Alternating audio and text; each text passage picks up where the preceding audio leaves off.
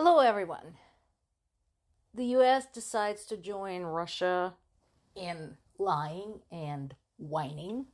As Marco Rubio says, no, no, no, no, no. We are totally not pressuring Ukraine to surrender land in exchange to security guarantees.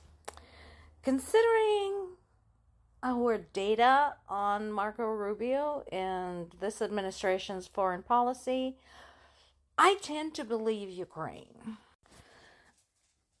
Seriously, through this entire process, through this entire push by the Trump administration to get this feather in Trump's cap and somehow miraculously end Russia's invasion of Ukraine, pressure has been far more on Ukraine. Ukraine has been called difficult. Ukraine has been called stubborn. Ukraine has been called uncooperative. That despite the fact that Russia is the one that basically says my way or the highway and continues killing Ukrainian civilians. Meanwhile, Ukraine continues doing what it's been doing, and it has proven to be an effective strategy. So, a couple of days ago, I talked to you about the Baltic port of Ust-Luga, which belongs to Russia. It's the little bit of the Baltic coast that Russia has access to.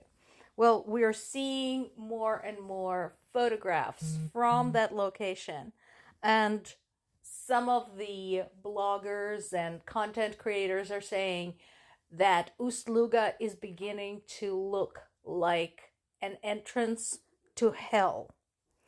It is a huge complex, and it is one of the 3 plants Ukraine had struck earlier. So right now, basically it is nearly impossible to load and unload anything because there are fires burning and there are huge black clouds of smoke. And of course, the product itself, the oil, is getting burned up.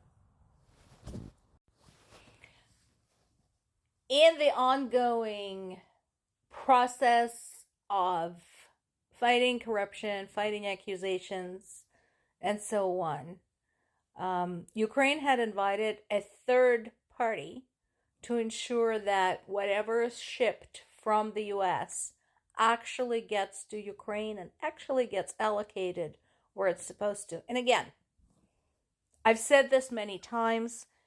I'm not saying there's no corruption in Ukraine. There is. There is some everywhere. I mean, again, look at the United States.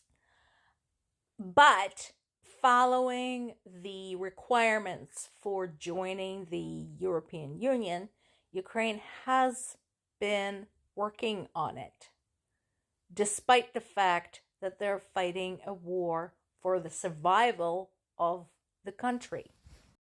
And so, one of the allegations that has been going around was that, well, we send all the stuff to Ukraine, but it's not getting there.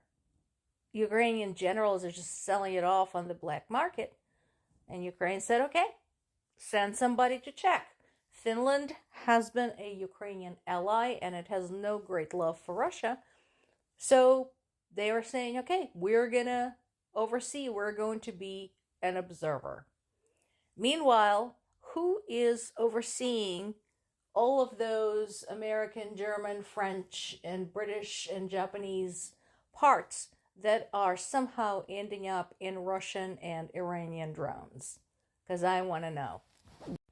And the war still continues. And again, I want to keep reminding people that this is still going on. Every time somebody says, well, why don't they just, surrender 20% of their territory? Why don't they just negotiate? Where's the goodwill? This is why. There cannot be goodwill And I again invite everyone to imagine, how would you feel about negotiating with people who are doing this to you?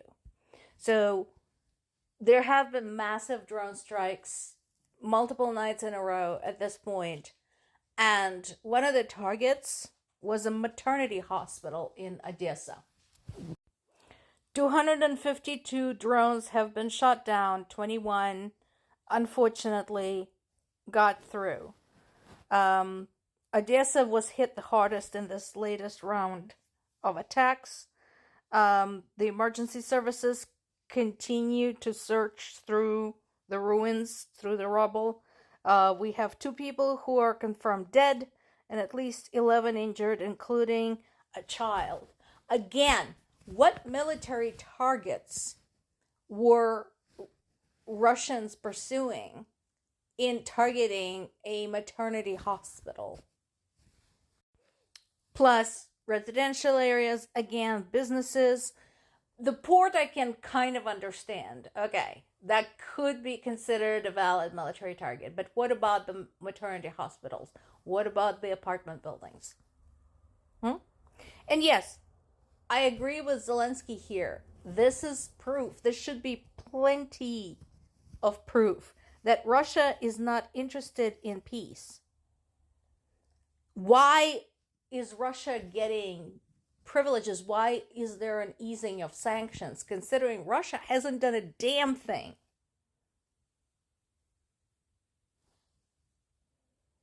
Yes, it is dangerous. And it's going to continue being dangerous as long as there are no consequences.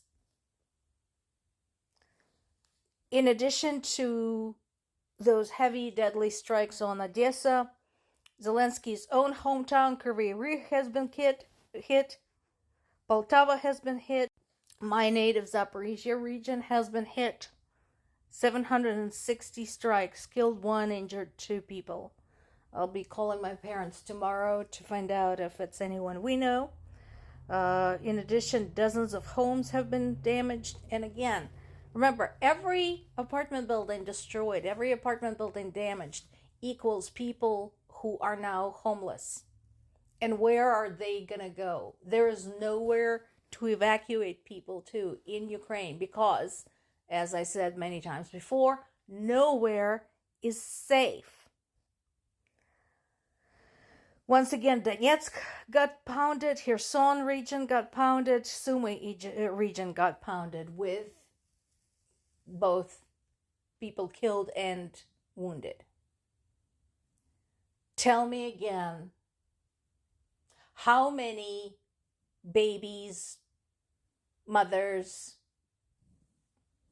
the elderly, kids, anyone truly have to die for people to understand that Russia does not understand the concept of diplomacy, and that the only way to handle this particular threat is brute force.